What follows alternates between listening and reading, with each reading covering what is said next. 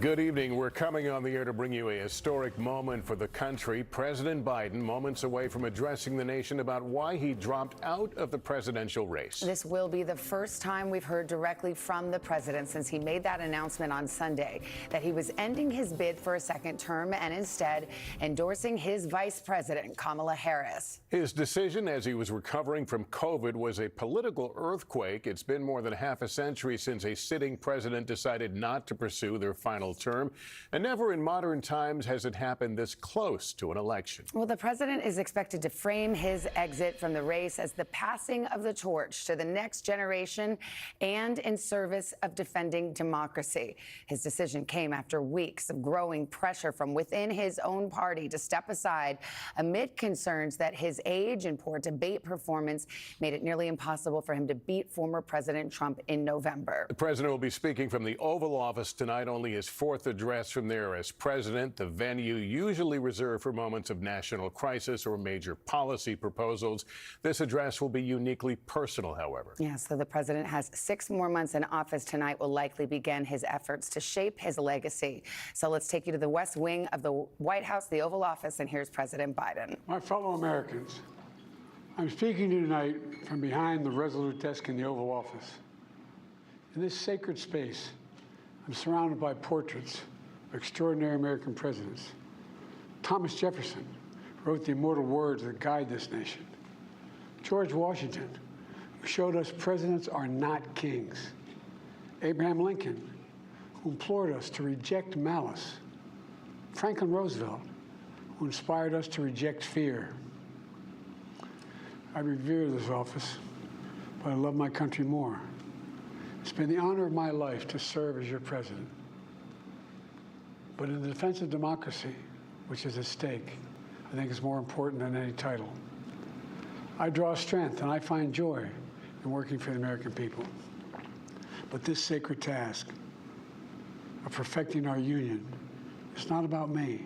It's about you, your families, your futures. It's about we, the people. And we can never forget that. And I never have. I've made it clear that I believe America is at an inflection point. One of those rare moments in history when the decisions we make now will determine our fate of our nation and the world for decades to come. America's going to have to choose between moving forward or backward, between hope and hate, between unity and division. We have to decide, do we still believe in honesty, decency, respect, freedom, justice, and democracy? In this moment, we can see those we disagree with not as enemies, but as fellow Americans. Can we do that? Does character in public life still matter? I believe I know the answer to these questions because I know you, the American people, and I know this. We are a great nation because we are good people. When you elected me to this office, I promised to always level with you, to tell you the truth. And the truth, the sacred cause of this country is larger than any one of us. And those of us who cherish that cause, cherish it so much, a cause of American democracy itself, must unite to protect it. You know, in recent weeks, it's become clear to me that I need to unite my party in this critical endeavor. I believe my record as president, my leadership in the world, my vision for America's future, all merited a second term. But nothing can come in the way of saving our democracy. That includes personal ambition. So I've decided the best way forward is to pass the torch to a new generation. That's the best way to unite our nation. You know, there is a time and a place for long years of experience in public life. But there's also a time and a place for new voices, fresh voices, yes, younger voices. And that time and place is now. Over the next 6 months, I'll be focused on doing my job as president. That means I'll continue to lower costs for hardworking families, grow our economy. I'll keep defending our personal freedoms and our civil rights, from the right to vote to the right to choose. I'll keep calling out hate and extremism. Make it clear there is no place in America for political violence or any violence ever, period. I'm going to keep speaking out to protect our kids from gun violence, our planet from climate crisis that is the existential threat. And I will keep fighting for my cancer moonshot so we can end cancer as we know it, because we can do it. And I'm going to call for Supreme Court reform, because this is critical to our democracy, Supreme Court reform. You know, I will keep working to ensure America remains strong and secure and the leader of the free world. I'm the first president in this century to report to the American people that the United States is not at war anywhere in the world. We'll keep rallying a coalition of proud nations to stop Putin from taking over Ukraine and doing more damage. We'll keep NATO stronger, and I'll make it more powerful and more united than any time in all of our history. I'll keep doing the same for our allies in the Pacific. You know, when I came to office, the conventional wisdom was that China would inevitably surpass the United States. That's not the case anymore. And I'm going to keep working to end the war in Gaza, bring home all the hostages, and bring peace and security to the Middle East and end this war. We're also working around the clock to bring home Americans being unjustly detained all around the world. You know, we've come so far since my inauguration. On that day, I told you, as I stood in we stood in a winter of peril and a winter of possibilities. Peril and possibilities. We were in the grip of the worst pandemic in the century, the worst economic crisis since the Great Depression, the worst attack on our democracy since the Civil War. But we came together as Americans, and we got through it. We emerged stronger, more prosperous, and more secure. Today, we have the strongest economy in the world, creating nearly 16 million new jobs, a record. Wages are up. Inflation continues to come down.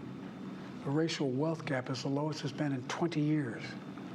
We're literally rebuilding our entire nation, urban, suburban, rural, and tribal communities. Manufacturing has come back to America. We're leading the world again in chips and science and innovation. We finally beat Big Pharma after all these years to lower the cost of prescription drugs for seniors. And I'm going to keep fighting to make sure we lower the cost for everyone, not just seniors. More people have health care today in America than ever before. And I signed one of the most significant laws helping millions of veterans and their families who are exposed to toxic materials. You know, the most significant climate law ever in the history of the world. The first major gun safety law in 30 years. And today, the violent crime rate is at a 50-year low. We're also securing our border. Border crossings are lower today than when the previous administration left office. I've kept my commitment to appoint the first black woman to the Supreme Court of the United States of America. I also kept my commitment to have an administration that looks like America and be a president for all Americans. That's what I've done. I ran for president 4 years ago because I believed and still do that the soul of America was at stake. The very nature of who we are was at stake. And that's still the case. America's an idea. An idea stronger than any army, bigger than any ocean, more powerful than any dictator or tyrant. It's the most powerful idea in the history of the world. That idea is that we hold these truths to be self-evident. We're all created equal, endowed by our Creator with certain inalienable rights: life, liberty, pursuit of happiness. We've never fully lived up to it, to this sacred idea, but we've never walked away from it either. And I do not believe the American people will walk away from it now. In just a few months, the American people will choose the course of America's future. I made my choice. I've made my views known. I'd like to thank our great Vice President Kamala Harris. She's experienced, she's tough, she's capable. She's been an incredible partner to me and a leader for our country. Now the choice is up to you, the American people. When you make that choice, remember the words of Benjamin Franklin hanging on my wall here in the Oval Office, alongside the busts of Dr. King and Rosa Parks and Cesar Chavez. When Ben Franklin was asked, as he emerged from the convention going on, whether the founders have given America a monarchy or republic, Franklin's response was, a republic, if you can keep it. A republic, if you can keep it. Whether we keep our republic is now in your hands.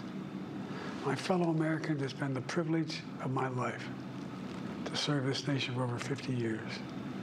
Nowhere else on earth could a kid with a stutter from modest beginnings in Scranton, Pennsylvania, and Claymont, Delaware, one day sit behind the resolute desk in the Oval Office as President of the United States. But here I am. That's what's so special about America. We're a nation of promise and possibilities, of dreamers and doers, of ordinary Americans doing extraordinary things. I've given my heart and my soul to our nation, like so many others. I've been blessed a million times in return with the love and support of the American people. I hope you have some idea how grateful I am to all of you. The great thing about America is here, kings and dictators do not rule, the people do. History is in your hands. The power is in your hands. The idea of America lies in your hands. We just have to keep faith, keep the faith, and remember who we are. We're the United States of America, and there's simply nothing beyond our capacity when we do it together. So let's act together, preserve our democracy. God bless you all, and may God protect our troops. Thank you. The 46th President of the United States speaking from the Oval Office. And Good evening. President Joe Biden addressing the nation for the first time since he ended his reelection campaign last weekend, saying, "I've given my heart and soul to this nation, as have so many others." It was a speech about service,